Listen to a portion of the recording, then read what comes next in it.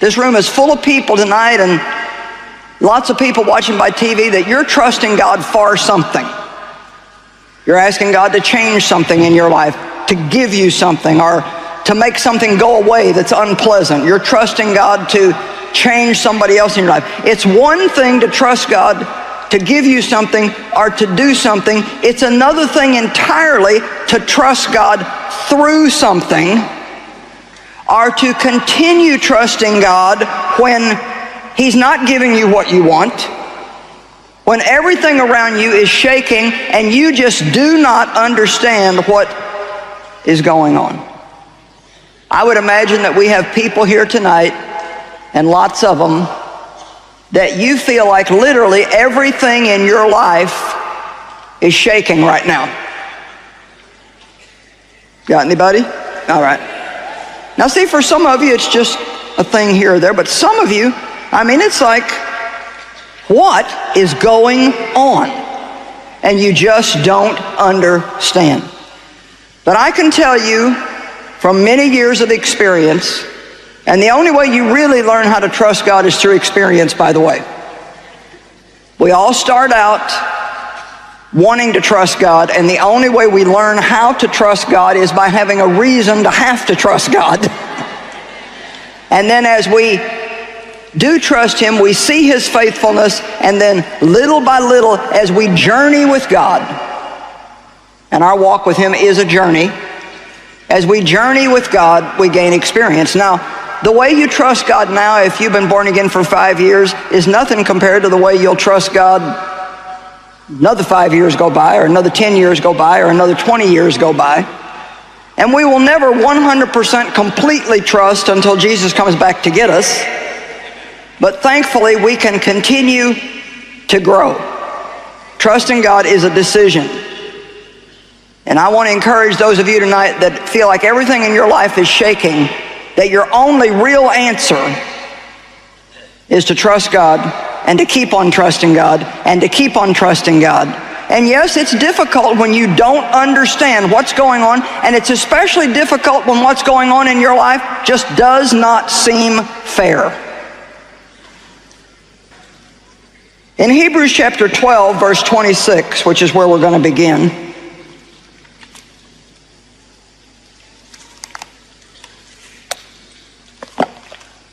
talks about how God shakes things in our life until only those things that cannot be shaken remain.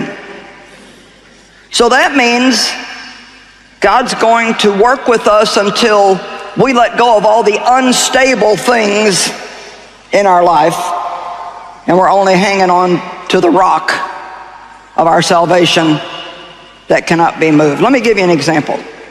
I like examples. Jesus taught in parables, and I just think we need practical examples. Many years ago, when my ministry was in the very beginning stages, I had a group of, I thought, friends. Have you ever had any people that you thought were friends and then found out they weren't? Do you know people like that are dangerous to you? When you put your confidence in people that really are not who you think they are, it's a constant open door for the devil to work through them to get to you. And so many times in God's mercy, He will remove those people from our lives, and initially we may not understand. It's very difficult when something is stripped out of your life that you're not ready to give up yet. Amen? And so I had this group of women. They helped me in my women's ministry. There was about 12 of them. And I just thought they were my best friends ever. They would never hurt me. They'll always be for me. Well, that's the first mistake. There's nobody on this earth that's breathing that will never hurt you. I don't care how much they love you. As human beings, we do not have the ability to never, ever, ever hurt somebody or disappoint somebody that we're in relationship with. So you're setting yourself up for a lot of pain if you're looking at anybody thinking, you'll never hurt me. I can always always depend on you. Don't give that trust to anybody but Jesus.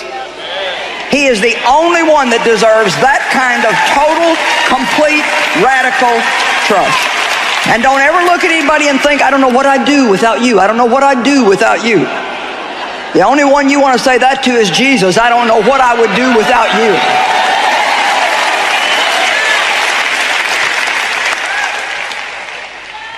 And so, long story short, I had a relationship with these ladies for a long time, and we were just having fun. Just having fun, being in, I think, really playing at being in ministry at that point. And I still couldn't even really tell you what happened. I know now that it was God just revealing their weaknesses. Not that I didn't have a bunch of my own, I did, but God was going to promote me to new levels in ministry. He had a plan for my life, and I couldn't take those people with me. Do you know, every place where the bus stops, somebody has to get off.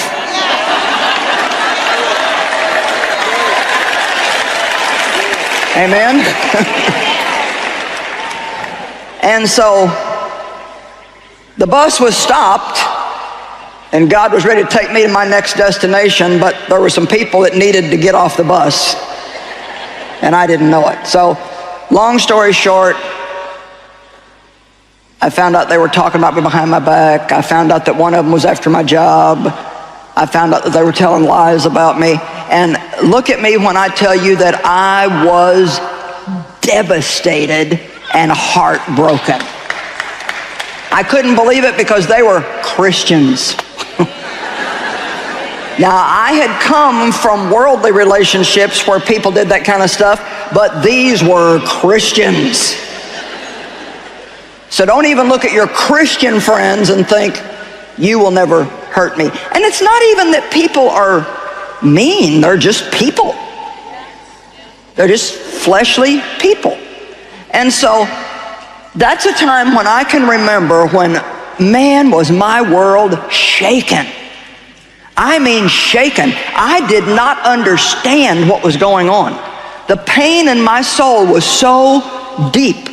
But part of the thing that you have to realize is that what you don't understand now, things that you're going through right now that you do not understand, you cannot make any sense out of at all, later on,